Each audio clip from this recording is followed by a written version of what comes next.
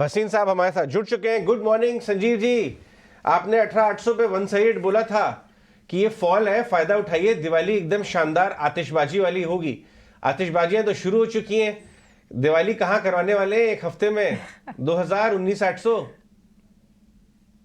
Good morning Ajay ji. बिल्कुल अमृतसर दर्शन करके आया हूँ। 19,700 से 19,900 का आया है मेरे को कॉल। और अब तो प्रियंका आ गई है, अब तो बाजार चलना ही चलना है। दो पंजाबी जन मिल जान तो बाजार से चलना ही चलना है। दूजी बल, आपके पास माल है तो आप फायदे में हो। सही यील्ड्स हो बात है। गए 4.5 डॉलर हो गया 105 और अर्निंग्स कैचअप। तो कोई दो राय नहीं, bank Nifty will leave from the front. 2,000 point की तेजी कह रहा हूं आपको अगले 20 दिन में। तो bank Nifty indices are going to play, large caps are going to be the ones which are bought। और 19,500 के ऊपर सिर्फ एफआई बाइंग आएगी आपको। ये बात तो आपने सही कही, पूरा परफेक्ट कॉकटेल है एक धमाकेदार मूव के लिए, क्योंकि डॉलर इंडेक्स घट गया, बॉन्ड यील्ड्स घट गई, नंबर्स ठीक ठाक आ रहे हैं, ये सारी बातें हम कर ही रहे थे। और गिरावट के समय पे संजीव ने कहा था मौका है, फायदा ले लीजिए, ग्लोबल मार्केट सुधरेगा तो फिर हाथ नहीं लगा पाएंगे आप। आज मैं संजीव जी आपसे गुजारिश करूंगा कि आप पूरी लिस्ट ऑफ स्टॉक्स ना बताएं, क्योंकि आज ये हफ्ता स्पेशल है, हम आपसे दिवाली पिक्स के बारे में बात करेंगे। तो आप सबसे पहले एक स्टॉक चुनिए और बताइए कि अगर हम नेक्स्ट दिवाली तक उसे रखना चाहें तो कहां पे शानदार पैसा मिल सकता है। पहला स्टॉक कौन सा होगा आपका? अजय जी, पहला होएगा देवयानी इंटरनेशनल। मैंने पहले भी कहा 190-95 पे, 180-85 है। अगर आप क्यूएसआर देखिए, आप डिलीवरी देखिए फ्रॉम जोमेटो, पेटीएम, आप कोई भी नंबर देख लीजिए, जुबिलेंट, ये एक मिलेनियल बाइंग है। There is no stoppage. आपके पास मैं बताऊं, कल मैं अमृतसर एयरपोर्ट पे था। Costa coffee is the top brand over there. Starbucks दिखा नहीं, बाय द वे। मैं ये नहीं कह रहा Starbucks is a huge play, but Costa coffee, pizza हट, केंटकी आर ह्यूज ब्रांड्स। अब आपको अगर मिलेनियल स्पेंडिंग और जिस तरह से ईज ऑफ क्यूएसआर पे डिपेंड करना है, तो मेरा टॉप पिक देवयानी है। 350 से पहले आप इसको मत बेचना। 350 का भाव इसमें आ रहा है एक साल में, और 100% मेरे को ये सबसे बढ़िया शेयर मेरा दिवाली पिक होएगा। संजीव जी, ये तो हुई दिवाली की धमाकेदार एक पिक। एक साल के नजरिए के साथ आपको निवेश करना है।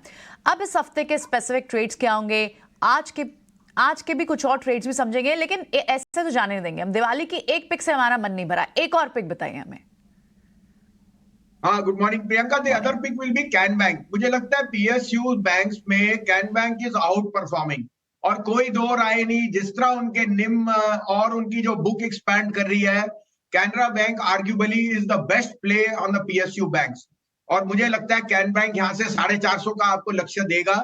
ये देखिए, ये न्यू हाई पे जा रहा है, तो इट इज नॉट दैट कि ये आपको सस्ता मिल रहा है, लेकिन I want to go with quality. Can Bank would be my other top pick on the for Diwali for 1 year.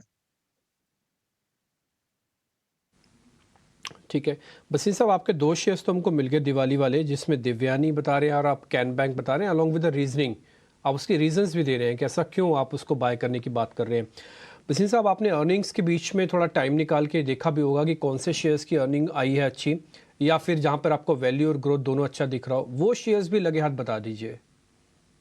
बिल्कुल डिम्पी जी, गुड मॉर्निंग। डिम्पी जी देखिए, कोटक बैंक में थोड़ी अनसर्टनिटी थी with Uday Kotak going, but इतना लार्ज इंस्टीट्यूशनल बैंक, और आज अभी आपने पढ़ा है कि Zurich is buying the insurance for a very very reasonable exceptional amount. उनके जो पेडिग्री साइड बिजनेसेस हैं, उसकी तो आप वैल्यूएशन दे ही नहीं रहे। तो अगर मुझे मार्केट में भी तेजी दिख रही है, मुझे लग रहा है रिलायंस और एचडीएफसी और कोटक ने पार्टिसिपेट करना ही करना है। इस भाव पे 1730 रुपए पे कोटक पे रिस्क रिवॉर्ड बहुत बढ़िया है। 1850 का टारगेट है और 1700 का stop loss. Kotak bank is an unquestionable buy here. It will also add legs to the bank nifty, which I am very very bullish on as an index. मेरा दूसरा पिक आप कहें तो मैं वो भी बता दूं आपको, जो मुझे बहुत पसंद है। बिल्कुल सर, बताइए, वेट कर रहे हैं हम तो, बिल्कुल बताइए सर। तो देखिए, आपने अडानी पावर के नंबर देखे, देवर एक्सेप्शनल। अडानी पावर की मार्केट कैप 1.5 लाख करोड़ की है, मगर the best and the maximum integrated power play producer in the country is Tata power.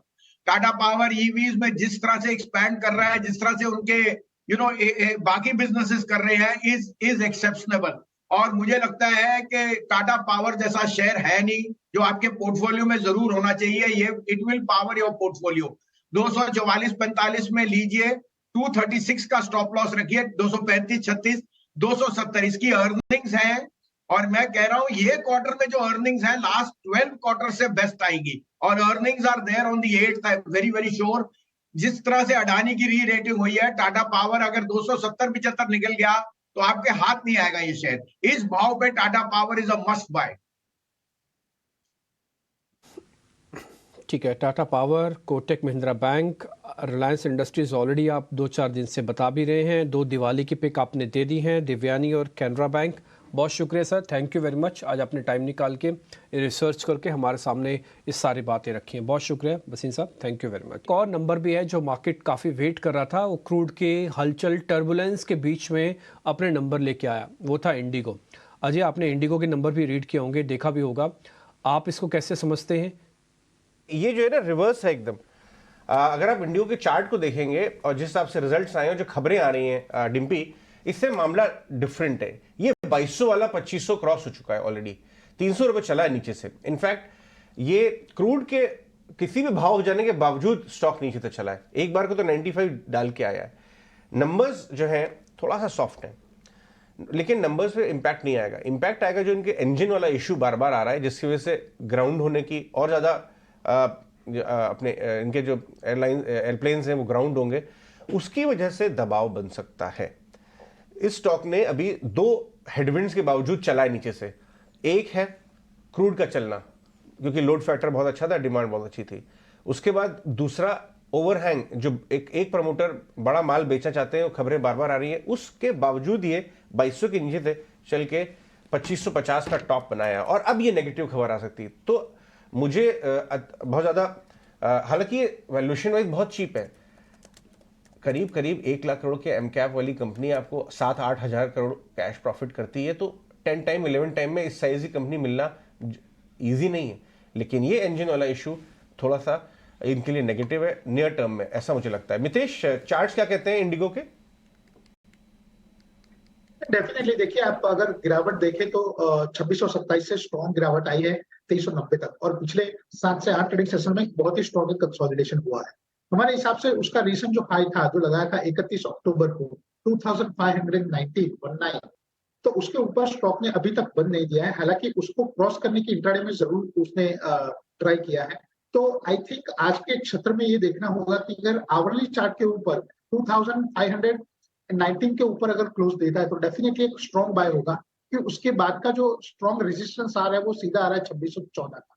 तो डेफिनेटली आज आवरली चार्ट में अगर 2519 के ऊपर बन जाता है तो I will be a buyer. 2480 का स्टॉप लॉस रहेगा। पहला टारगेट हम लोग रखेंगे 2570 का, दूसरा टारगेट 2614 का, और मुझे लग रहा है कि अगले 7 से 8 दिन में बहुत ही स्ट्रॉन्ग बाइंग और स्ट्रॉन्ग मोमेंटम इंडिगो में आएगा। तो मेरे हिसाब से करंट लेवल के ऊपर बाय। ठीक है, तो आप इंडिगो पर यहां से बाय रिकमेंडेशन दे रहे हैं।